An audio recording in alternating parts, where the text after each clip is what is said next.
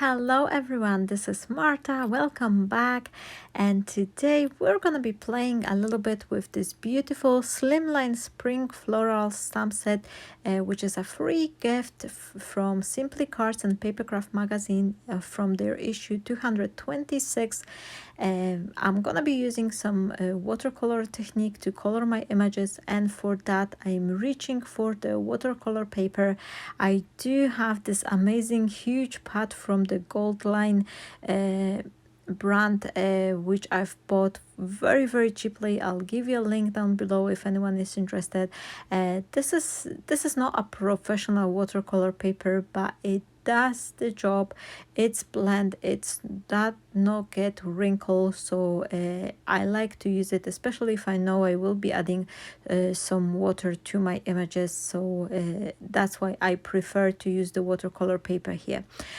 Now I've put all those main floral stamp on my stamping platform, and I'm gonna be embossing them. And this is a tip: if you are beginner in the watercoloring, you don't have much experience, I do recommend you to start from the embossed images, because the raised embossing edge will work as a barrier, which will help you to stay in the line. You're not gonna get frustrated as much that your images are bleeding, but you will have this chance and opportunity to focus on coloring, shading, and blending each singular element of the image, like each petal separately. So it's just easier to work this way.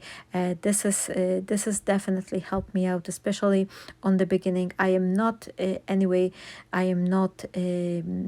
experienced watercolor artist. I just want to say that I'm still beginner, I'm still learning, and I do find it much easier for me whether I am doing some embossing. Now I reach for the second embossing pad. However, one thing I want to tell you, my friends, they both ink pads, although they are so different in color, they both contain the same embossing ink. I'm using the Versamark from Tsukineko. I found it working really well. And the reason why I have two embossing pads, the first one, the lighter one, I am using whenever I do clear embossing or white embossing.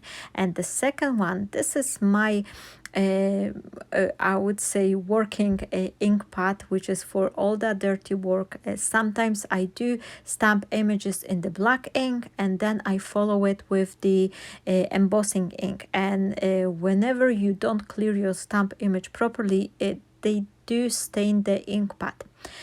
But the advantage it will give you later on, like here using with the watercolor paper, is that the watercolor paper have some texture, so it's sometimes hard to see whether you stamp image properly or not.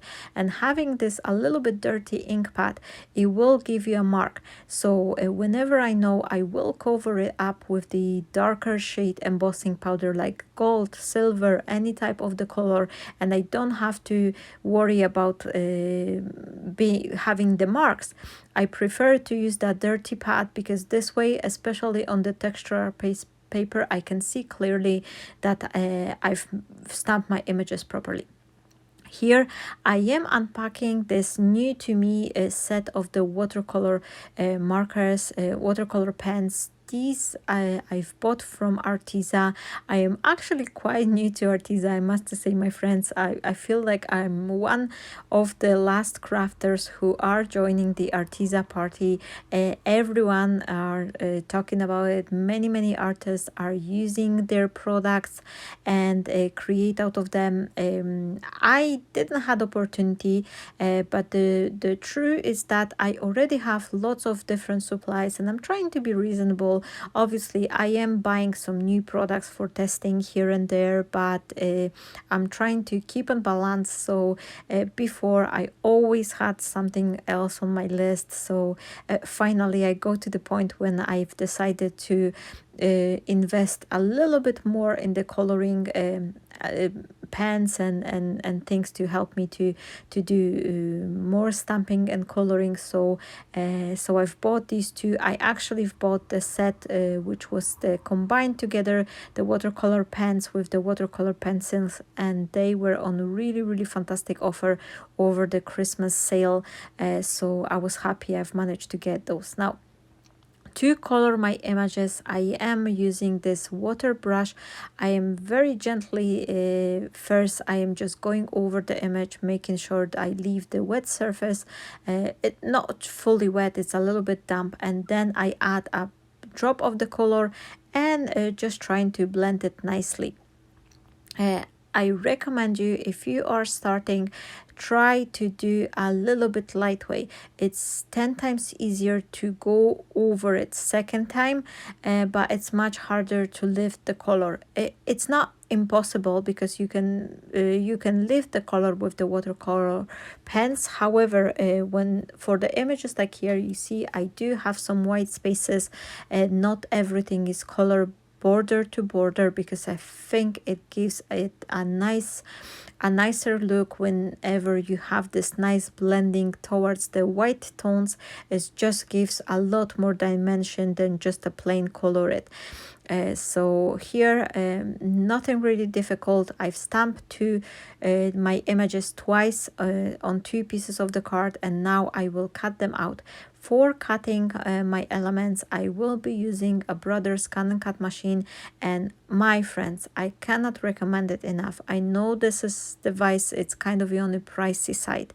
However, if you ever think whether it's worth buying something like that, this is the depending what you're gonna do. Are you more like a crafter who like to design the elements to cut or work with the SVG files? This is definitely a machine to buy. But even if you don't feel like you are a computer tech person and you just want to have those a machine for cutting your elements, the Brothers Cut and Cut machine will save you a tons of money, because it will cut those it will cut the elements for you, rather than you have to buy this outline die. So if you consider that you will buy 10 packs of the dies, instead of that you probably may buy the machine on its own.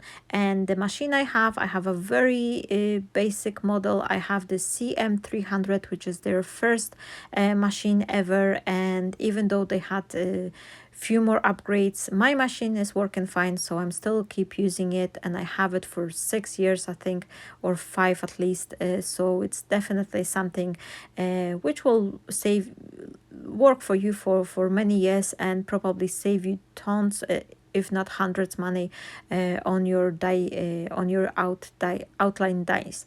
Now I'm making a simple card, and for that, to give it a little bit color, I'm gonna be coloring my front panel with this distress oxide ink. This is a spoon sugar color, so it's very pale pink, and especially the oxide one, they are, even because they're a little bit of the chalky finish, they appear more pastel and a little bit light than their sister older version of traditional distress inks.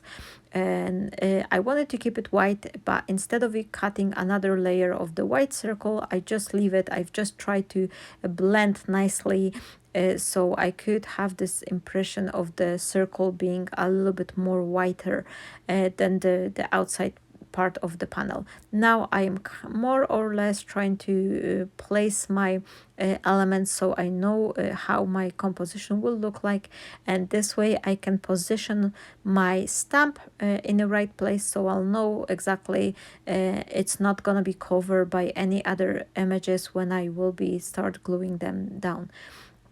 And as I've mentioned, because it's a fairly simple card, I've decided to work a little bit on the edges. I am taking my piercing tool, which is a tool used to create those stitching lines on the leather, and I am creating this kind of a freehand wavy pattern, which is like a handmade sewing pattern, which add a lot of dimension. And my friends, whenever you are creating the simple like like a one front panel card. This is a great technique because I only use some double-sided tape and a glue. There's no foam tape to rise the panel. However, the edges from this panel are slightly lifting, so they give that fake impression of dimension, but in overall the card is really flat, so it will go through mail really nicely.